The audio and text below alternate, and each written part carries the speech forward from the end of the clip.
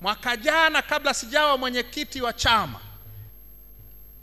tulikaa kwenye kamati kuu tarehe 2 Desemba na tarehe 3. Siku mbili kabla nilikuwa nimetoka kumzika George Juma Mohamed, mume wa dada Neema. Amepigwa risasi 4 ili asigombee wenyekiti wa kitongoji. Risasi 4 mbele ya mkewe, mbele ya watoto wake. Kwa tarehe siku 2-3 zilizofuata tukakaa kwenye kamati kuu. Mwenyekiti Mheshimiwa Mbowe, mwenyekiti wetu. Sharifa Mohamed, mwenyekiti wetu wa Bawacha, ulikuwepo. Wenje alikuwepo. Sugu alikuwepo. Mimi nilikuwepo. Nani nimemwona Boniai hapa alikuwepo. Tulikuwepo wote tukazungumza. Nimemwona mahali John Pambalu, si alikuwepo hapa? John Pambalu alikuwepo. Tukasema jamani, kwa utaratibu huu tunaendaje mbele? Tukasema kamati kuu, chaguzi za nchi hii kwa mazingira haya haziwezekani tena. Jukumu letu ni kupambana, kuongoza mapambano, tubadili mfumo wa uchaguzi. Ndio ikazaliwa kauli mbiu ya no reform, no election. Leo mjumbe wa kamati kuu anasimama anasema huu msimamo ni wa mwenyekiti maana yake mwenyekiti wa sasa.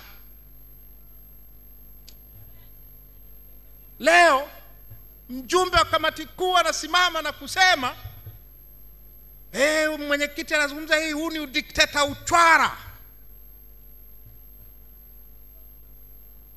Tumetoka kwenye kamati kuu ya mwenyekiti Mbowe, tukaenda kwenye baraza kuu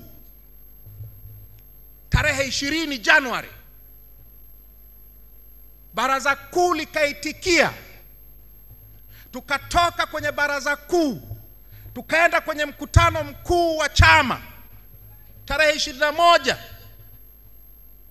Mwenyekiti wa mkutano mkuu, mwenyekiti wa chama Freeman Aikaeli Mbowe, kamati kuu mkutano mkuu wa chama taifa ukasema no reform, no election. Mimi nikachaguliwa kesho yake. Unakuaje ni msimamo wa Tundu Lissu? Unakuaje ni udikteta uchwara? Mwenyekiti akisimama na kusema jamani, tuna maagizo ya mkutano mkuu wa taifa kwenda kuongoza vita ya kubadilisha mfumo wa uchaguzi wa nchi hii.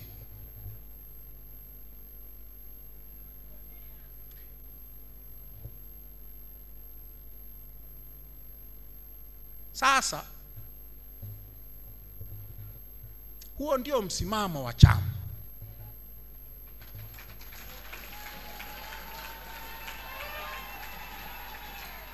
Na huo ni msimamo sahihi wa chama hiki.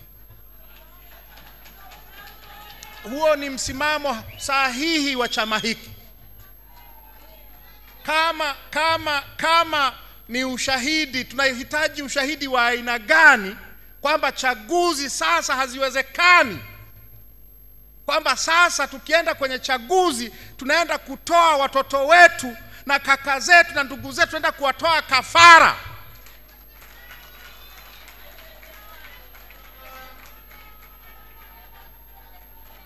Mnataka tuendelee kutolewa makafara mpaka lini?